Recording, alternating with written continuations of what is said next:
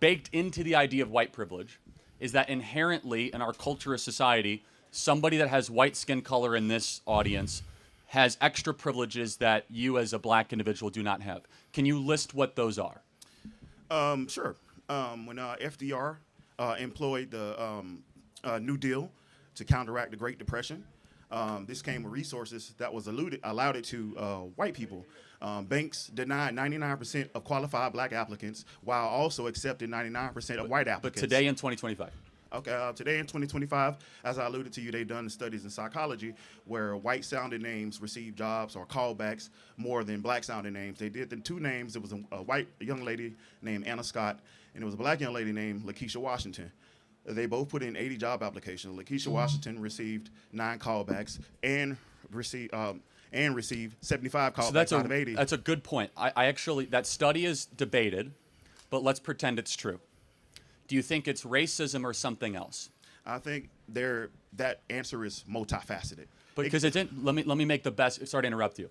If we live under a status of DEI, and people are getting jobs that they're not qualified for, wouldn't then an applicant then assume maybe that an applicant might be there based on DEI, not on merit? It actually creates more racism where it doesn't exist. So DEI is not about going and grabbing some random person of color and saying you therefore qualify. DEI is about considering other qualified applicants. Well, let's take airline pilots. United Airlines wants 40% all of their airline pilots to be women or people of color.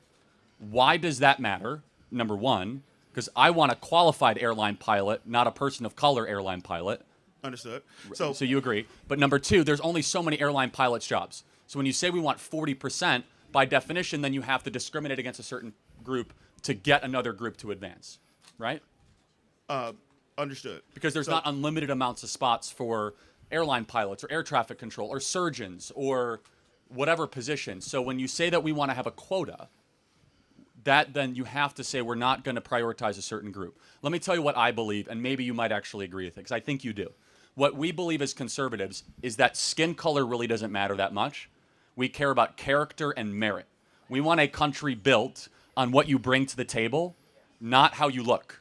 Exactly. And America started out with that based on merit, and theoretically, it was supposed to work. In practice, it did not, which is why you have these different programs of affirmative action, DEI, and the Civil Rights Act, because they were not working. You cannot ignore that these policies were created to counteract racism. A counteract to racism is not racism in itself. Well, I reject the premise, and I will say this.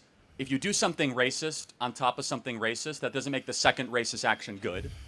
Because if you discriminate against white people to say that we're fighting racism, then that's not a good idea. But instead, I think you can agree that when we build a society like college admissions or job applications, we should say no quotas and just merit. You agree? I agree. Then you're against DEI, because DEI says quotas. Yeah, let me finish. I agree to a certain extent. So when you mention about discriminating against whites, of course, I don't agree with that. Well, that is DEI, just so we're clear. Right, and I'm going to say it again. Cool. DEI was created to offset racism. We left it up to majority of white America to include people of color or qualifying credentials. They would not. So my argument is that you're saying it's reverse racism. My argument is that it needed to be there to counteract racism. Sounds like we need to find a different solution for both parties. I have a great solution. Stop talking about race all the time. Yeah. Race doesn't mean anything. Because I look at you not as a black guy, but as a human being made in the image of God, and I want to know what you bring to the table. Are you good at the job? Are you better than your competitor? Because let me just pause for a second. I just want you to hear out what we believe. Is that when you talk about race all the time, you start to resegregate society based on tribes, and you lose this idea of e pluribus unum, all made in the image of God, out of many one. And yes, we have made many mistakes in our past, but we were getting closer as a country in my childhood as being not obsessed with race. We've become more race obsessed over the last 10 years, especially the last 5 years, which is why we're seeing the anti-DEI movement, which actually ends up hurting people of color more than previously. And I guess the biggest question, though, is that why should race matter at all? Shouldn't we just de-emphasize it? What I wanted to first respond to was the notion of stop talking about race. I don't agree with that notion for the simple fact that talking about things bring awareness. Awareness leads to actions. Actions produce change results. I just want to use your logic and flip it on you. imagine if you had cancer and your doctor was like, let's just stop talking about it. It wouldn't, in the same context that racism wouldn't go away. Got it. Cancer wouldn't go away. Let's accept that premise. Not. Do you think racism is a top 100 problem in America? I think it is. I haven't considered the other 99 to give a thorough. Crime, fathers not being around, obesity, suicide, mental health issues, For sure. anxiety, cost of college, an open border, Russian-Ukrainian war, nuclear proliferation, artificial intelligence, the rise of China. Like, all that's probably more important than racism. So I'm not saying it is or isn't. But It's however, you're kind of changing the but subject. no, I'm not. But I'm to say, use your premise. If I have cancer, that's the most important thing happening to me. Correct. Racism is not a cancer on America. Racism is sin, and we'll never get rid of sin because we are broken, fallen creatures from our Creator, and we rebelled. Right, So but you do not solve issues by not discussing them. If you and your wife have, I'm not sure if you're married, if you and your wife have a disagreement with communication, and you tell her, like, hey, let's just stop talking about our problems. So problems do not disappear. I actually don't think it's an issue nearly as much as you do. I think we've made it a bigger issue. I'm not making it a bigger issue. I'm just discussing. This is just my talking I'm point. saying generally, but like, let's just say, and then I do want to get your definition though. What is racism? Racism is a form of feeling superiority. It is expressed through discrimination and through the legal system.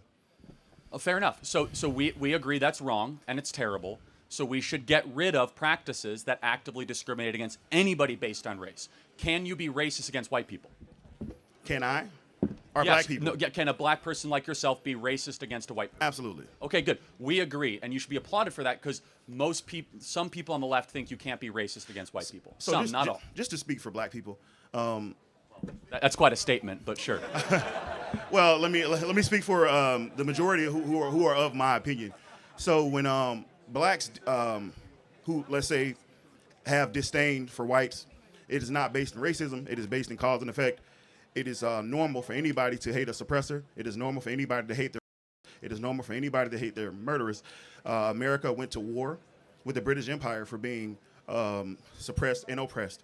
So my concluding point is that a lot of the hate that can be perceived from blacks as white is hating oppression, not white people. Because if you substitute our oppression for a Mexican, if a Mexican oppresses us, we therefore hate him as well. If a black man oppresses us, we therefore hate oppression. I think that's a fair point. Let me ask one final question, if that's okay.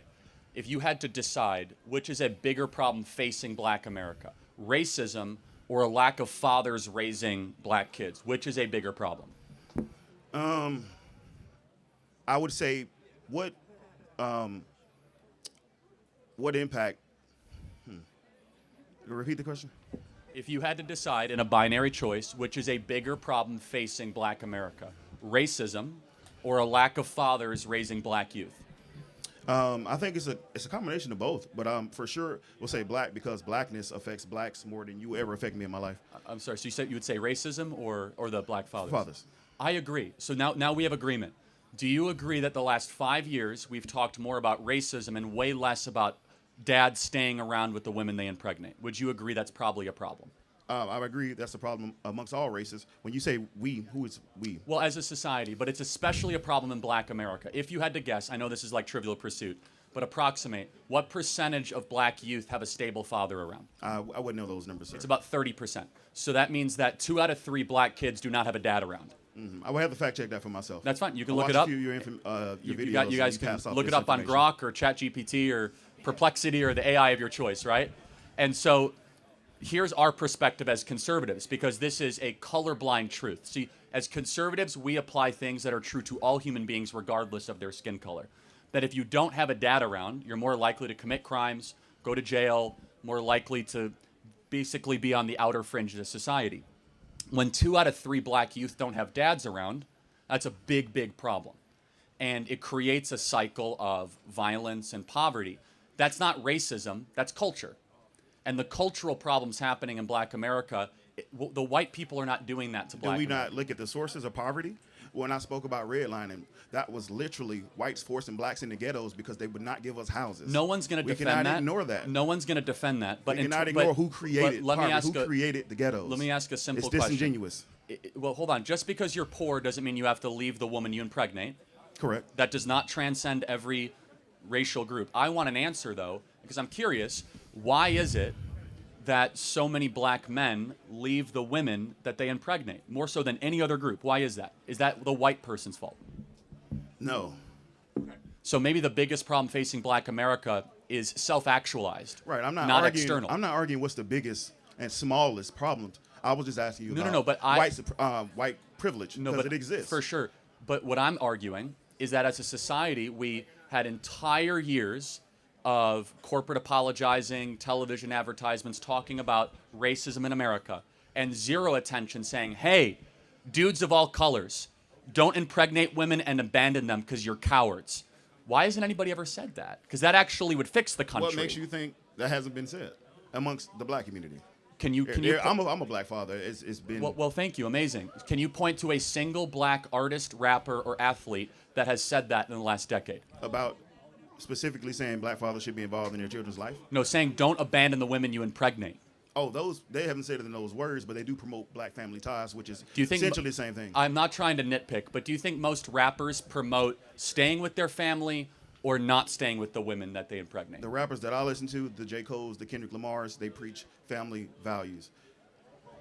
Okay, I'm not an expert in American rap, but if American rap is promoting family values, then I guess I'll Not stand. in its full totality. You have different genres of rap. You know, you have gangster rap, conscious rap, hip hop, so forth and so on. But for the artists that I listen to, they absolutely promote those type of values that you promote. I'm glad to hear that. I actually agree with many of your conservative takes. Thank you. I disagree with some as well. That's just because I think for myself. We agree on a lot. We disagree on some. I can say this, that we both want a country based on merit, and I think we should keep that as our ultimate goal and purpose. Thank you so much. I appreciate it. Thank you. Yeah. Thank you.